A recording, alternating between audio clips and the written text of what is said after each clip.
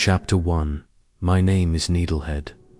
I was an orphan from a young age, so I lived with my second uncle, Hai, known in our village as a corpse mender, a man who stitched the dead back together. People also called him the body patcher. In our remote countryside, far from towns and cities, villagers did not place much trust in funeral parlors or undertakers. When their loved ones died in accidents and the bodies were torn apart, they would come to men like my uncle to mend them. It was considered a cheap and lowly trade, one that no skilled man would ever choose. But my uncle, once a wanderer who drifted into this place in his youth, had no other path. He brought me here when I was only 23 and taught me the art of corpse mending. Uncle Hai was a kind man. He never overcharged, and if a family was too poor, he would sometimes refuse payment altogether. He did, however, have one strange rule. He would never stitch bodies during Qingming, the festival of the dead. Every year, on the eve of Qingming, he would take me deep into the mountains, hiding there until the festival had passed. Only at dawn the next day would we return home, but this year was different.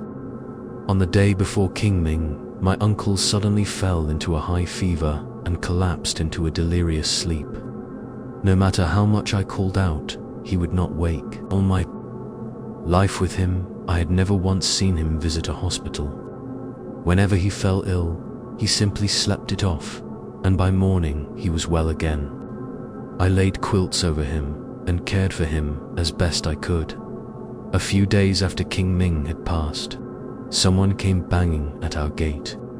When I opened it, I found a young man standing there, his hair slicked back with shiny pomade, a gold chain round his neck. Before I could speak, he grinned, revealing a mouthful of yellow teeth. "Needlehead," he said, "old friend, long time no see." Then he rushed forward with open arms and embraced me. It was Dao Vuit Keo, a childhood friend from the next village, nicknamed Greased Head for the way he styled his hair. We had gone to primary school together, but after finishing middle school he left for Henan, while I stayed behind to help my uncle. Seeing him again filled me with joy. I hugged him tightly and clapped his shoulder. "Greased Head, when did you come back? I heard business in Henan was good for you," I asked. He laughed loudly, pulled out a cigarette, and flicked open a box with bold red letters printed on it. "It's all right," he said, handing me one, "but tell me, where's your Uncle Hai?" He glanced past me into the yard as if searching for him. I explained quickly that my uncle was gravely ill, bedridden with fever. Greased Head's eyes flickered strangely, then he broke into a smile. "Needlehead," he said, "today's our class reunion. Everyone's waiting. Come on, grab your things and come with me." Before I could object, he had me by the arm, insisting the teacher and old classmates were already gathered, waiting only for me. He pulled me towards the village entrance, where his car was parked. Inside the car sat a fashionable young woman in the passenger seat, wearing a pink sun hat and large sunglasses that hid half her face. It was impossible to tell if she was beautiful or plain. "This is a friend of mine," Greased Head explained. "She's tired from the journey and having a rest." I nodded politely but said nothing. As we set off, an unpleasant smell lingered in the car, a cloying mix of perfume and something else I could not identify. We drove for a long while, the sky darkening, until we reached the town. But instead of stopping at a restaurant, he pulled up outside a private house. The woman stepped out first, not sparing me a glance as I smiled politely at her. Inside the house, I froze. There was no reunion. The place was silent, cold. At the center of the hall stood an altar. Behind it, a glass coffin. The body inside was a woman's, battered and broken. I turned sharply to Greased Head, and in that instant, I understood everything. He closed the door, then suddenly dropped to his knees before me, clutching my hands. "Needlehead, you must help me," he begged, tears streaming down his round face. On the altar, the spirit tablet bore the name that. I crouched to wipe his tears with my sleeve, asking softly, "Who is she?" Greased Head sobbed harder. "She was my girlfriend. We came back to the village to visit relatives. On the road, there was an accident. She was hit and killed." He led me to the coffin. As the lid opened, a foul stench escaped. Inside lay a body mangled beyond recognition. Her head and torso were torn apart, the lower half nothing but pulp. Her legs were gone completely, replaced by rotting flesh. Greased Head wept beside me, pleading, "You know as well as I do, no funeral parlor could restore her. Only your uncle could, but he's ill. I have no one else but you." I placed a hand on his shoulder and nodded. "I'll do what I can." But suspicion stirred within me. I asked carefully, "Tell me, when exactly did she die?" "4 nights ago, about 7 in the evening," he replied. "The traffic police can confirm it. She took a coach, but the whole bus was destroyed." I thought quickly. 4 nights ago, 7 in the evening, that was the day before Ming. By my uncle's rules, it was not strictly forbidden, yet doubt gnawed at me. "Greased Head," I asked quietly, "why did you not tell me the truth from the start? Why deceive me into coming here?" He lowered his head, sighing heavily. "Needlehead, you know as well as I do, my grandfather and your uncle had a grudge. I feared you would refuse if I told you directly. I could not deny it. When my uncle was young, Greased Head's grandfather had struck him so badly he was left bedridden for months. It was then I noticed the fashionable young woman standing in the shadows behind him. She lowered her sunglasses slightly when she felt my eyes on her. "She's my girlfriend's sister," Greased Head said quickly. "Her name is Nuyet." I nodded in acknowledgement, but the girl remained silent, her expression cold. After confirming the time of death several times, I finally agreed to help. Greased Head drove me back to fetch my uncle's tools. By then, it was late at night. I asked him to light every lamp in the house, for corpse mending must be done swiftly. The longer the body lay unattended, the more difficult the task. I opened the glass coffin once again. Despite the damage, I recognized the young woman's features. Her skin fair, her figure elegant, her clothing fashionable. She had once been beautiful. Corpse mending is no simple task. The body must be washed clean of dirt and blood, then rearranged, stitched, and remolded. Torn limbs must be sewn, missing flesh replaced with clay, the whole figure restored for burial. The old saying goes, if the body is not whole, the soul cannot reincarnate. I lit 3 sticks of incense, bowed before the spirit tablet, and whispered to the dead, asking her forgiveness for touching her body. But just as I planted the incense in the burner, a sudden gust blew them out. My heart pounded. Uncle Hai had once told me, if incense goes out 3 times during a mending, the corpse must never be touched, no matter how much money is offered. This was my first time facing such an omen alone. Fear gripped me. Greased Head closed the window and clapped my shoulder. Don't worry, it's just a draft, he said. Light them again. I forced myself to try once more. This time, the incense burned steadily, and I wiped the sweat from my brow before opening the tool chest. It was a great golden box filled with instruments passed down from my uncle's master. Among them were many kinds of needles and threads, thick ones for limbs, fine transparent ones for delicate features, golden threads for binding flesh believed to bring wealth in the next life. With a deep breath, I began. Slowly, carefully, I washed the corpse with cloths soaked in water, greased. Head needed clay beside me. The legs were gone, so we would have to mold new ones to ensure the girl could be buried whole.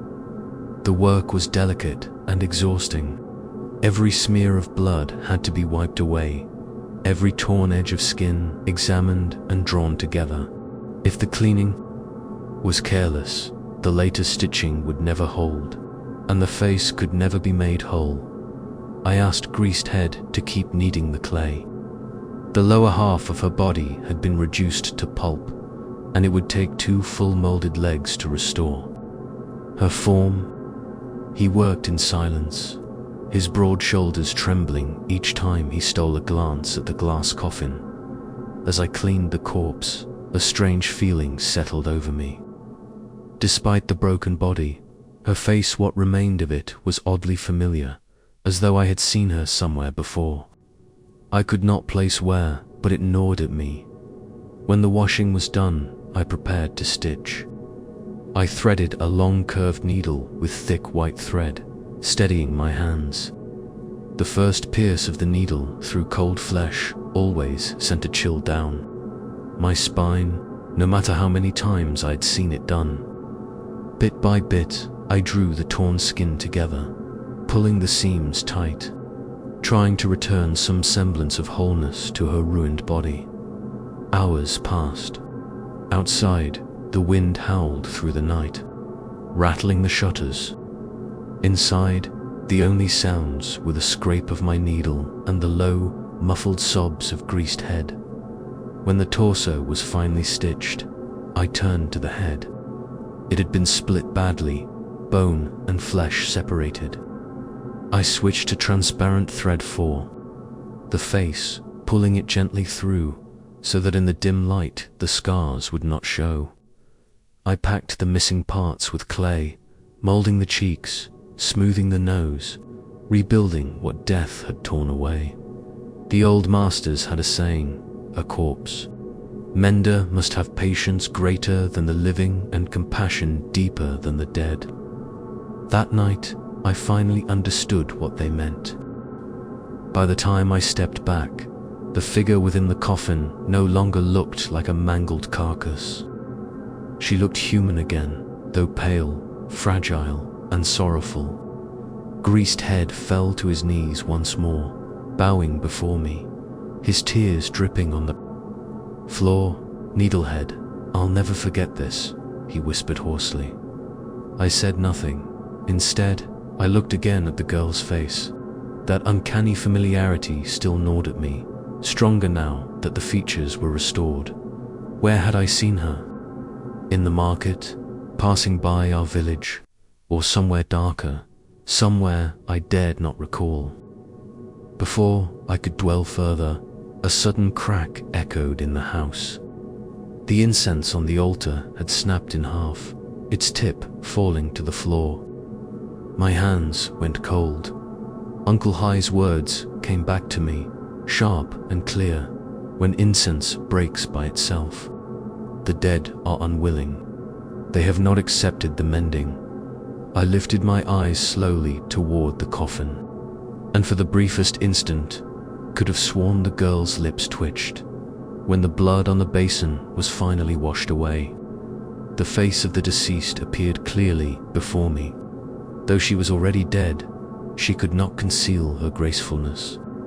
Her lips were small and cherry red, her eyebrows as fine as willow leaves, and her face shaped like an oval.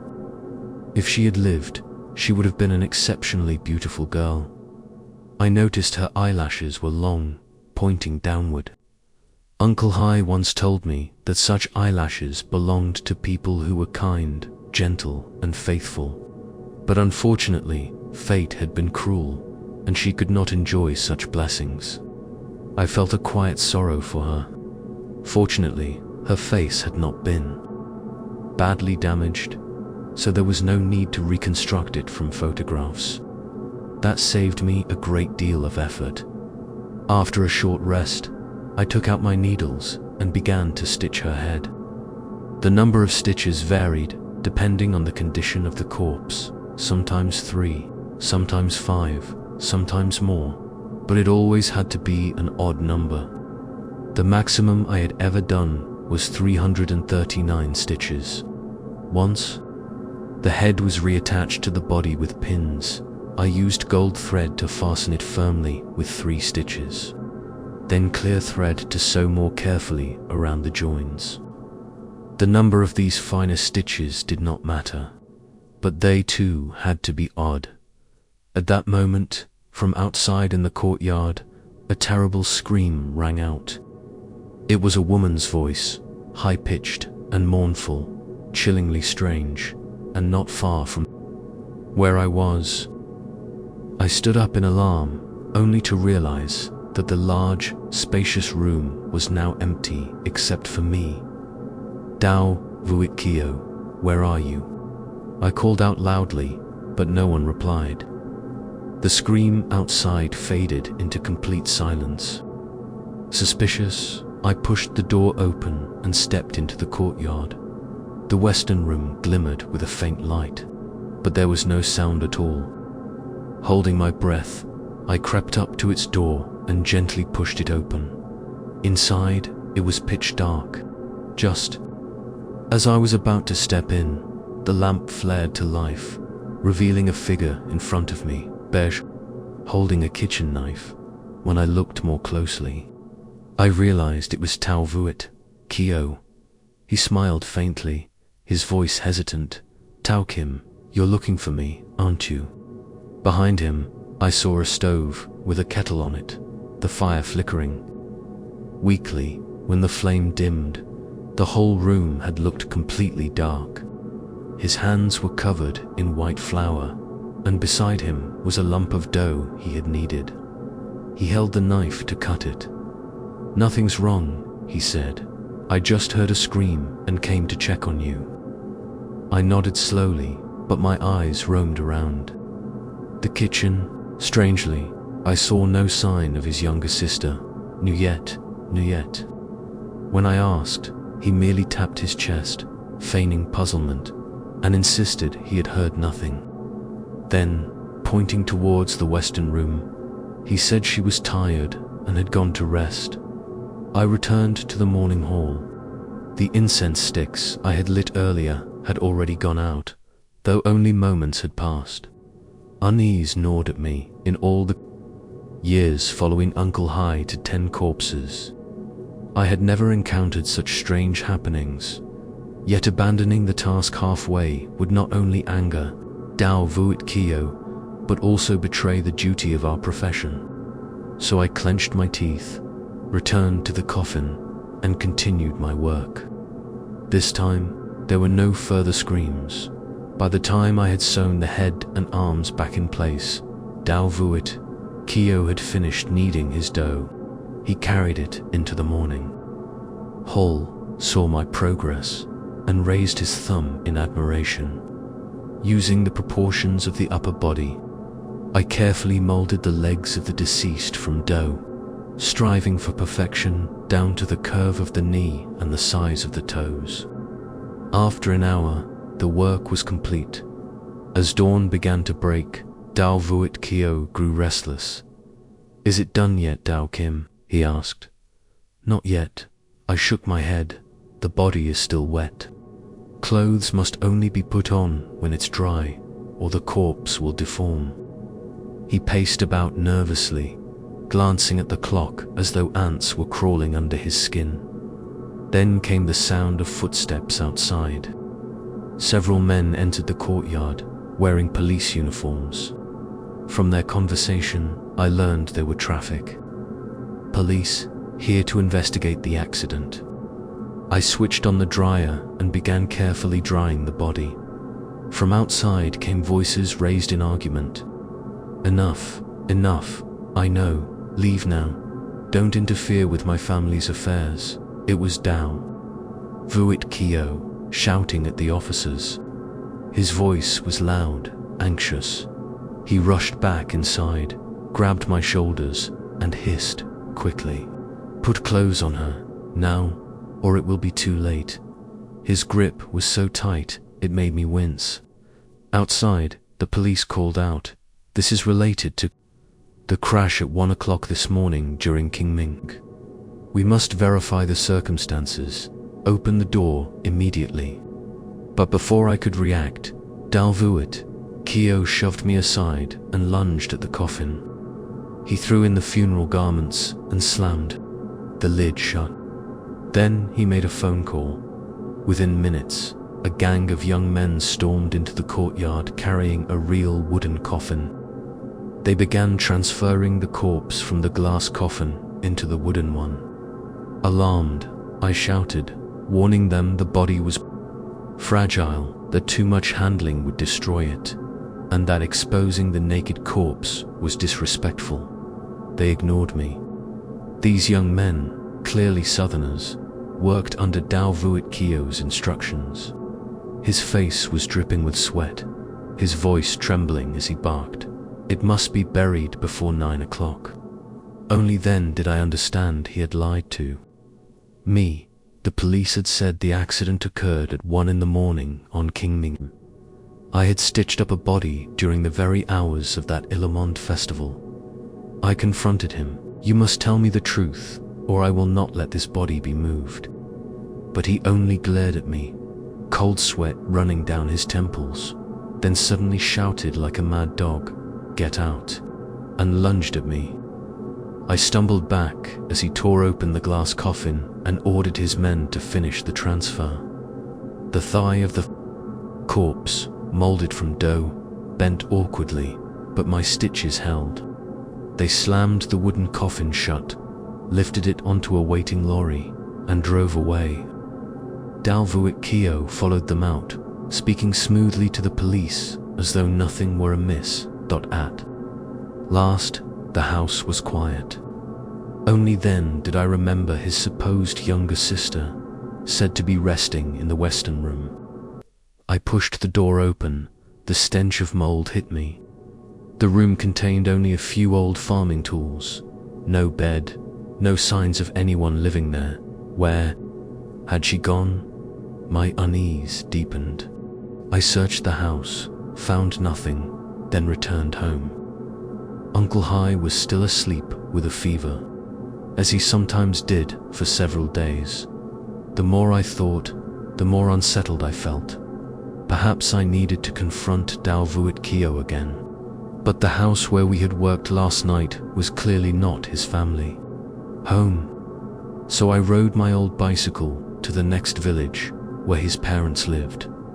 There I met his father, who seemed weary and displeased. At first he brushed me off, but when I mentioned I had seen Dao Vuit Keo, he grew agitated. Where is that wretched boy? He hasn't been home in years. I scratched my head in confusion, but just this morning he said he had returned here with his girlfriend. His father froze. Then, with a trembling voice, he muttered, "Girlfriend, accident. What are you talking about?" At that moment, I realized everything Dao Vuit Keo had told me was contradictory. First that he was taking his girlfriend home, then that she died on the way, and then again that the accident happened in a hired car. But the police had said, clearly the crash occurred at 1 in the morning during Qingming. So whose body had I stitched together last night? I tried to explain to the father of Dao Vuit Keo. Perhaps I had mistaken someone else for Dieback. With that excuse, I turned away, pretending to leave. At that very moment, the father of Dao Vuit Keo suddenly grabbed me tightly and sighed, "Dao Kim, let me tell you the truth." He then explained everything to me from the beginning. It turned out that after Dao Vuit Keo left home for Hanam, he became obsessed with earning money through dishonest means. In the end, he found a job carrying corpses. But this was not just carrying bodies for ordinary people. It was a task reserved for the wealthy in the South. There was a custom, a rule, that when a rich person died, they could not be placed into the coffin straight away. Instead, a strong young man had to carry the corpse on his back, face to face, until it was finally buried in the cemetery. Very few dared to do such work, which of course meant the payment was extremely high. From the moment Dao Vot Kao took on this job, he never contacted his family again, except for occasionally sending money home. Yet, a few days ago, when he last sent money, he also made a phone call to his father. On that call, his voice was filled with unease. He confessed that he had encountered a terrible problem. He had carried the corpse of a powerful boss from Xiangang, and within 3 months, a great calamity was certain to befall him.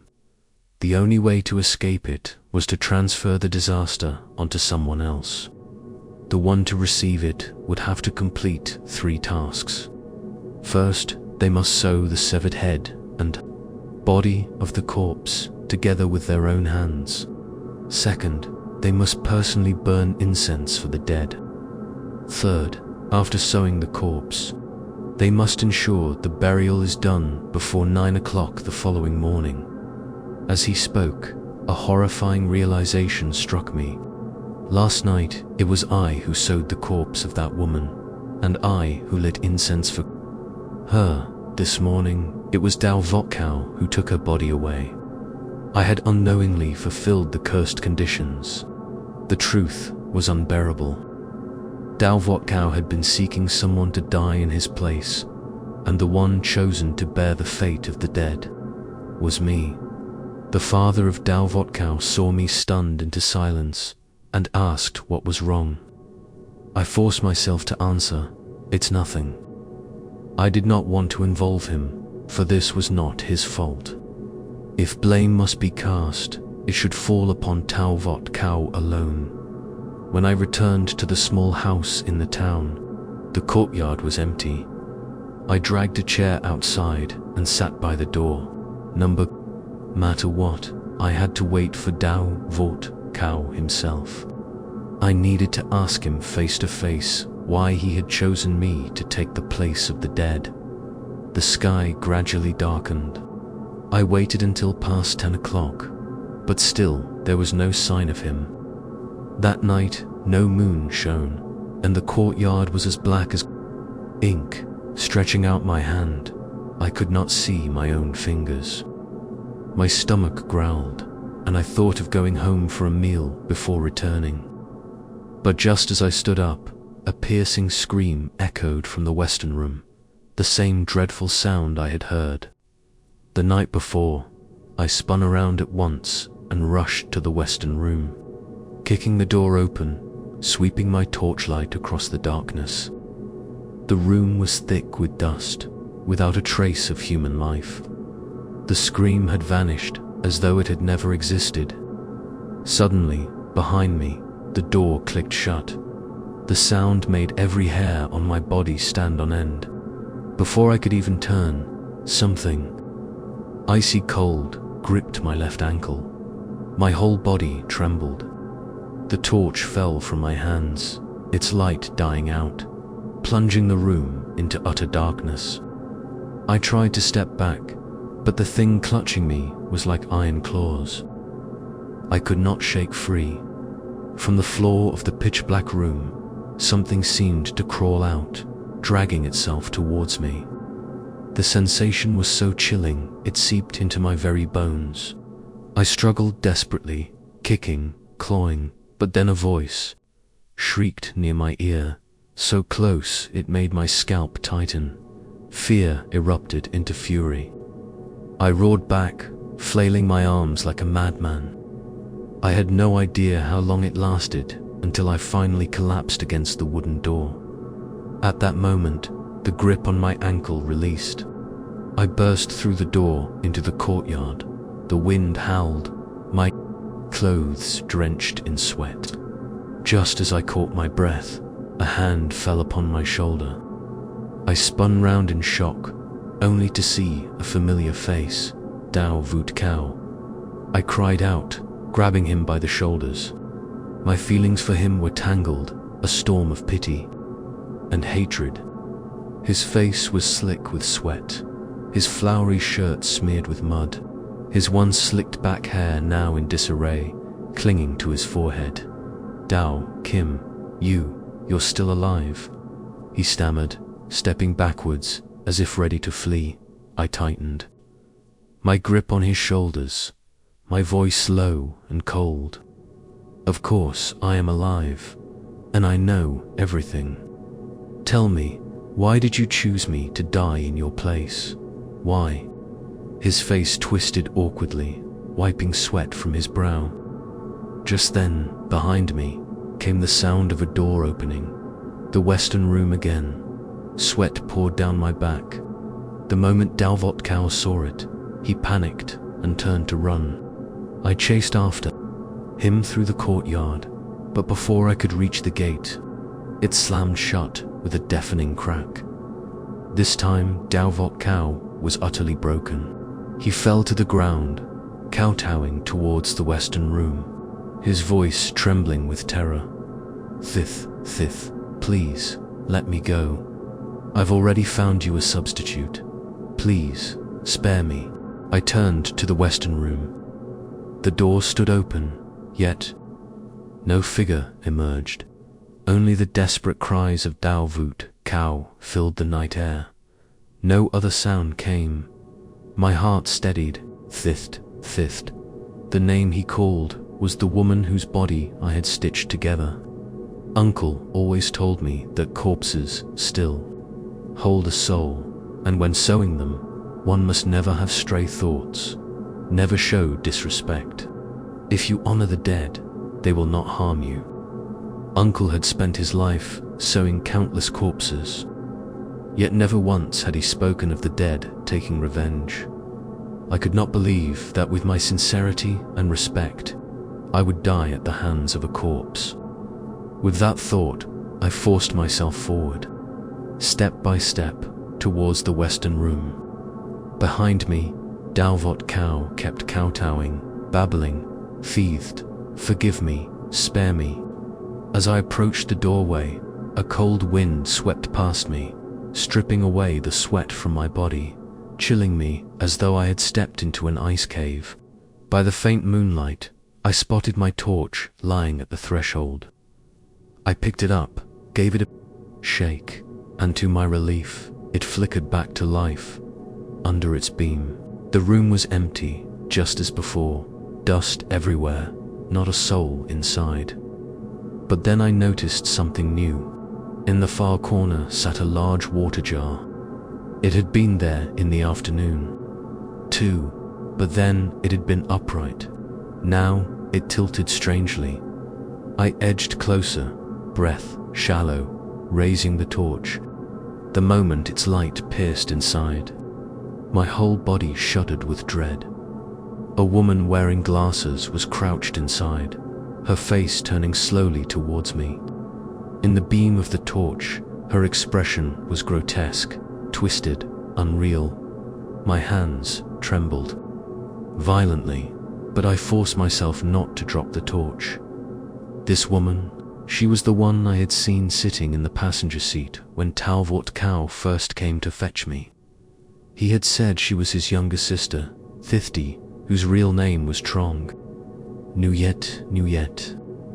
Since entering this house, I had never once seen her, for he claimed she had been resting in the Western room. Yet now, here she was, crouched in the water jar, staring straight at me.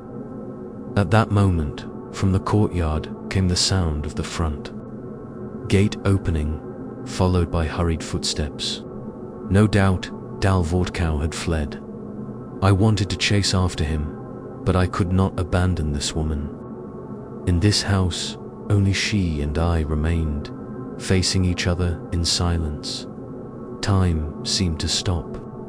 At last, I drew a deep breath and asked carefully, "What are you doing here?" She did not answer.